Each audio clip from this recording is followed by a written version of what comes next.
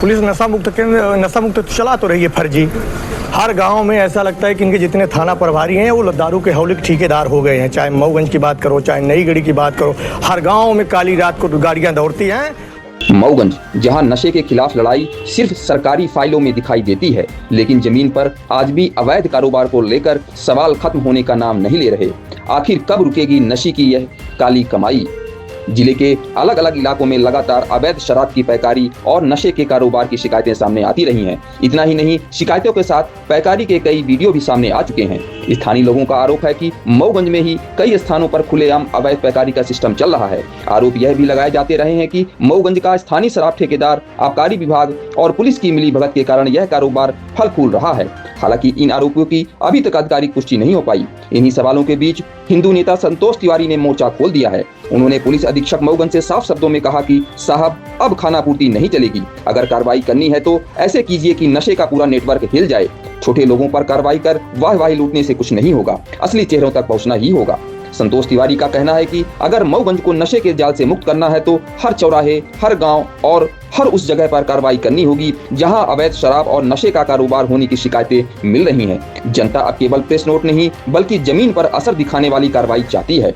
अब सबसे बड़ा सवाल यही है, क्या मऊगंज में अवैध कारोबार के खिलाफ सिर्फ छुटपुट कार्रवाई होती रहेगी या फिर पूरे नेटवर्क की निष्पक्ष जांच कर जिम्मेदार लोगों तक कानून का शिकंजा पहुंचेगा? मऊगंज की जनता जवाब चाहती है, क्योंकि सवाल सिर्फ शराब का नहीं बल्कि युवाओं के भविष्य और कानून के राज का है। क्या कह रहे हैं आप? पुलिस नशा मुक्त तो चला तो रही है फर्जी। हर गांव में ऐसा लगता है कि इनके जितने थाना प्रभारी हैं वो दारू के हौले के ठेकेदार हो गए हैं। चाहे मऊगंज की बात करो, चाहे नई गढ़ी की बात करो, हर गांव में काली रात को गाड़ियां दौड़ती हैं। और एएसपी साहब जब से आए हैं तो और सबसे ज्यादा पैकारी चालू हो गई है। ऐसा लगता है कि ये जब से आए हैं तो पैकारी का ठेका खुद ले लिए हैं जिले में। और ऐसा भी होता है कि अब आजकल तो चिट लोग देते हैं।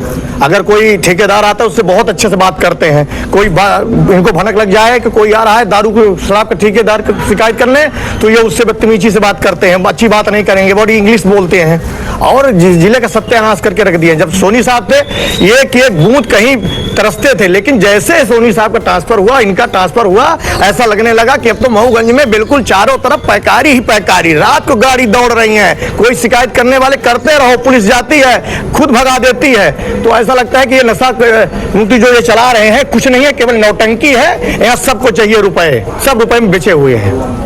केवल नौटंकी मऊगंज के अंदर चल रही है। जितने थाना प्रभारी, अगर इनमें दम है ना, मैं एसपी साहब को चैलेंज देता, चलो मेरे साथ पकड़वाता हूं। मेन रोड में हौली बना के लोग रखे हैं, नौटंकी करते ना, सब वो चला रहे हैं। क्या नशा वो चला रहे हैं? केवल नौटंकी है और पैसा जेब भरो वो है। मैं चैलेंज करता हूं, चाहे एसपी चले, चाहे उनके एडिशनल एसपी चले, चाहे आईजी चले ना हमारे साथ में। बीच रोड में हौली खुली बैठी है और आप नौटंकी के लिए चला रहे हो, तो कोई देखने वाला नहीं है। मऊगंज में सत्यानाश हो गया।